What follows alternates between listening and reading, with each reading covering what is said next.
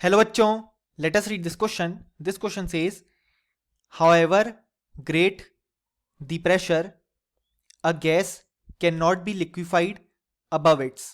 और हमारे ऑप्शंस हैं.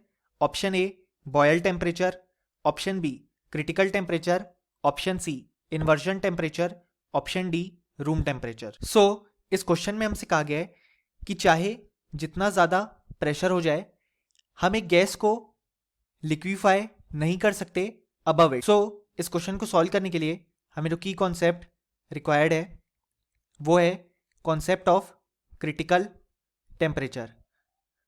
अब यहाँ पे हमारे पास जो क्रिटिकल टेम्परेचर का कॉन्सेप्ट है वो ये कहता है कि क्रिटिकल टेम्परेचर ऐसा टेम्परेचर है above which the gas can not be liquefied even if the pressure is higher. यानी कि अगर हमने प्रेशर को इंक्रीज भी किया, चाहे जितना हम चाहें, लेकिन हमें गैस को उसके क्रिटिकल टेम्परेचर से ऊपर लिक्विफाई नहीं कर सकते. यानी कि बेसिकली जो गैस है वो अब लिक्विड में कन्वर्ट नहीं हो सकती अगर जो टेम्परेचर है वो क्रिटिकल टेम्परेचर से ज़्यादा है. सो यही हमें बताता है कि क्रिटिकल टेम्परेचर ऐसा टेम्परेचर है जिसके ऊपर गैस को हम लिक्विफाई नहीं कर सकते इवन इफ हमने high amount of pressure apply किया है. और जो गैस होती है वो केवल लेस देन क्रिटिकल टेम्परेचर या एग्जैक्टली एट क्रिटिकल टेम्परेचर पे लिक्विफाई हो सकती है with the application of pressure alone.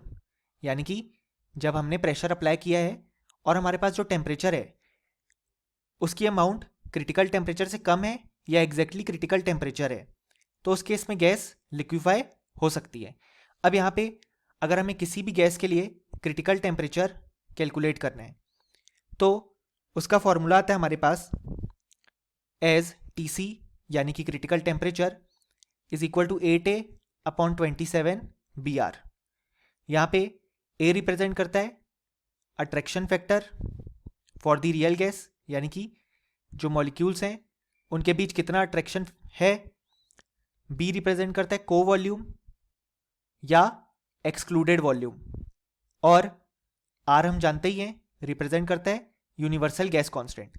सो इस तरीके से हम उस रियल गैस का क्रिटिकल टेम्परेचर फाइंड आउट कर सकते हैं.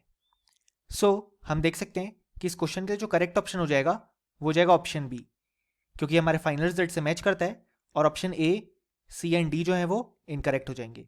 सो फाइनली हमें बोल सकते हैं कि इस क्वेश्चन का हमारे पास जो करेक्ट आंसर आ गया वो आ गया option B. Hope you understood it well. Best of luck.